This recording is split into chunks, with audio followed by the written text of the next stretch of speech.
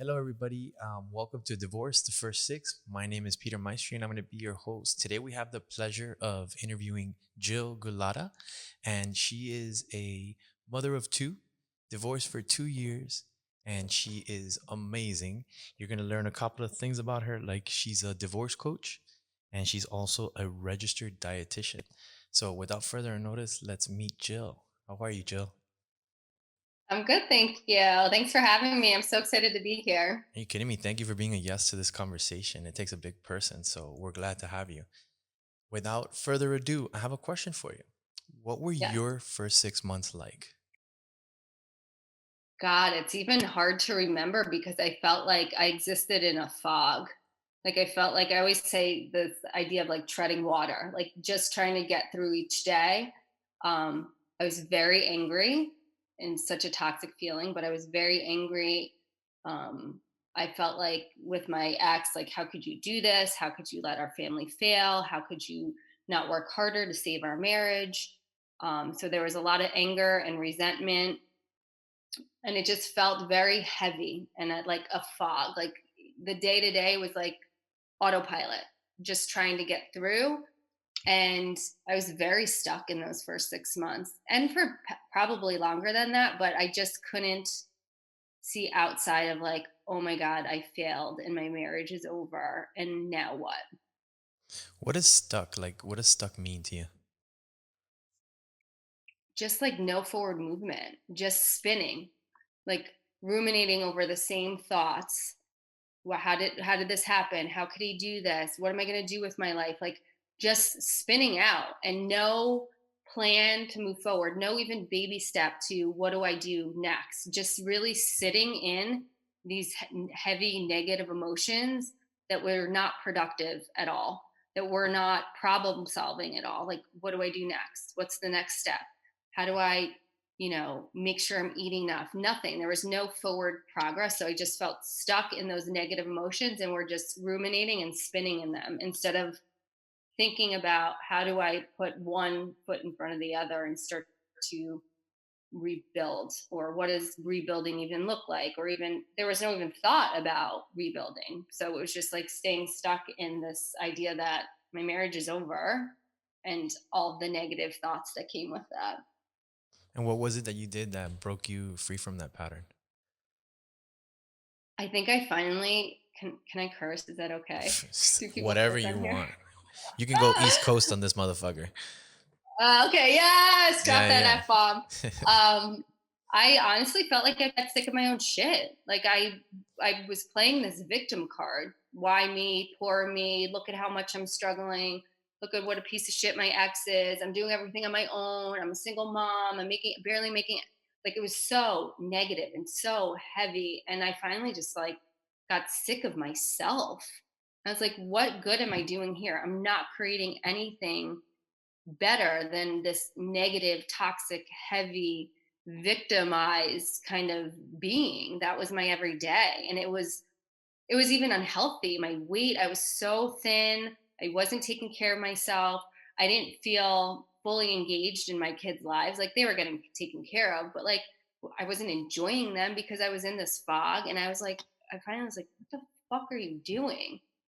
And it was really this like aha moment, like, I'm sick of hearing you, Jill. Like, get the fuck over it, pull your pants up, and like get your life together. Because if you don't start making changes and take steps to make this different, this is what it will be. And it was miserable. So it was just like a product of just getting sick of myself and my situation. I think part of the reason why I'm so passionate about the work that I'm doing is I had no guidance. I didn't have a roadmap. I feel like we don't. Like, how do you, what are the steps that you actually do take to get yourself out of this rut and to move forward from your divorce?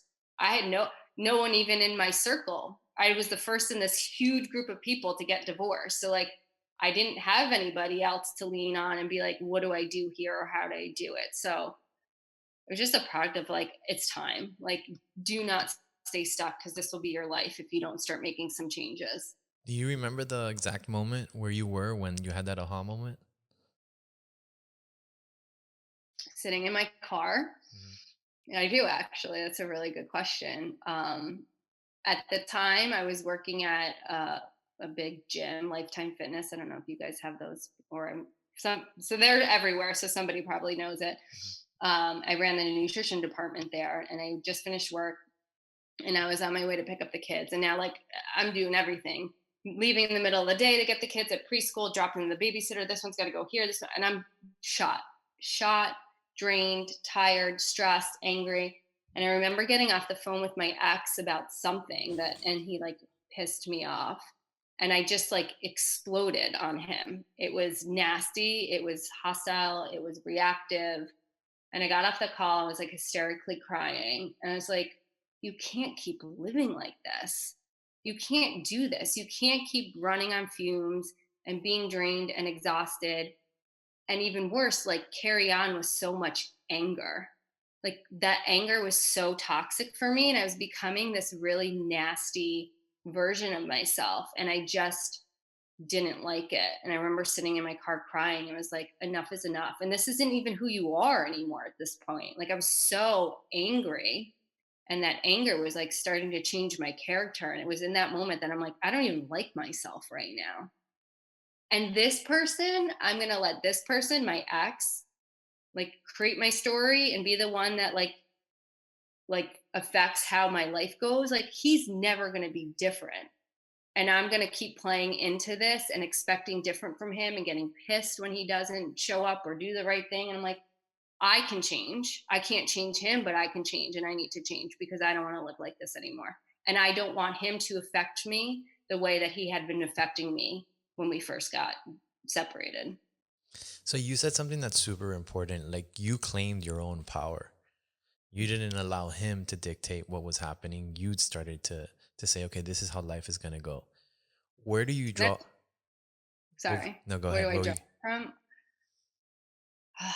I think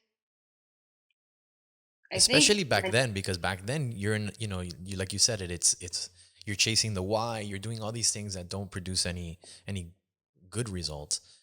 So your frame of mind and everything.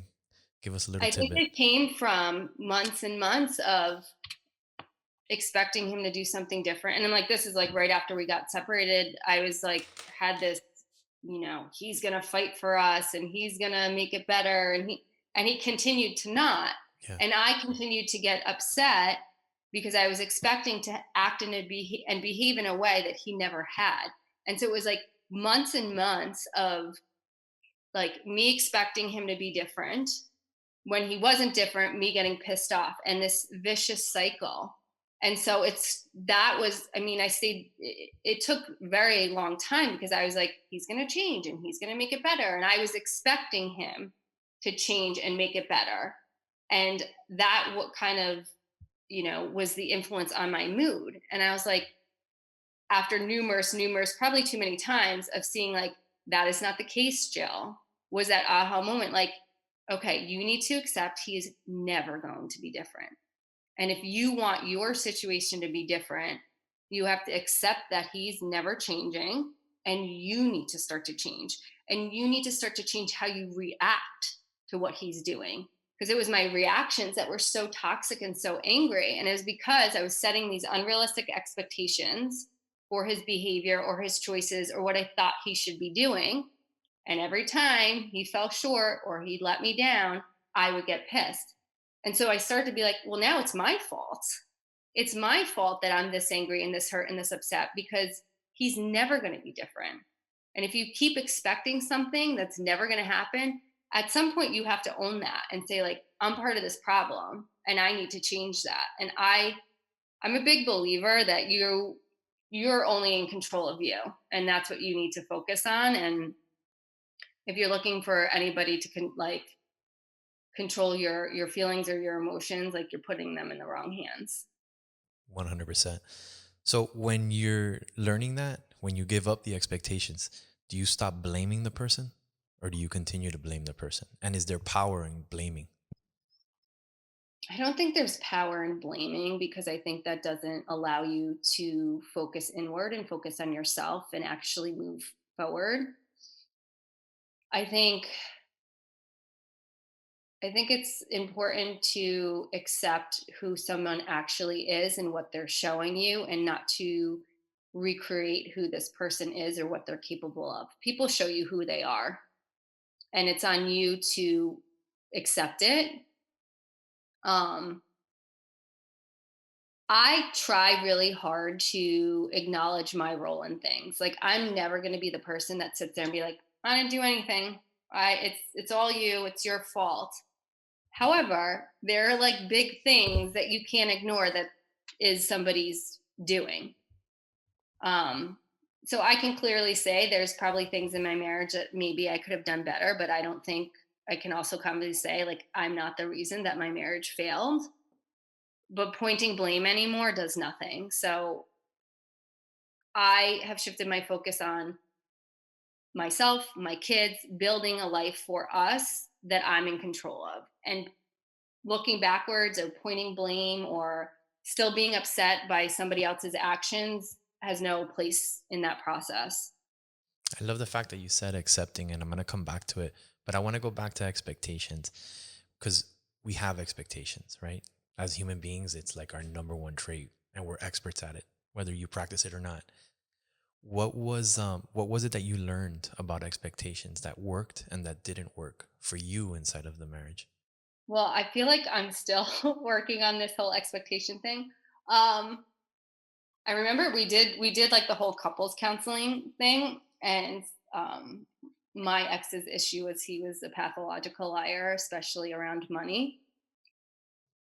And so we're sitting in therapy, and I feel like as a responsible adult, male or female, like you should pay your bills and tell the truth about it.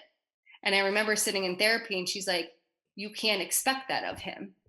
And I'm like, I have a hard time wrapping my head around that. Shouldn't you expect an adult to behave like an adult? Yeah. She's like, you can want him to do that, but you can't expect him to. So that I have a hard time wrapping my head around. I think setting realistic expectations of the person becomes important. So you have to look at the person and what you're actually expecting from them, right? So my ex was somebody that is not a responsible adult, that did not pay his bills, that was very irresponsible financially.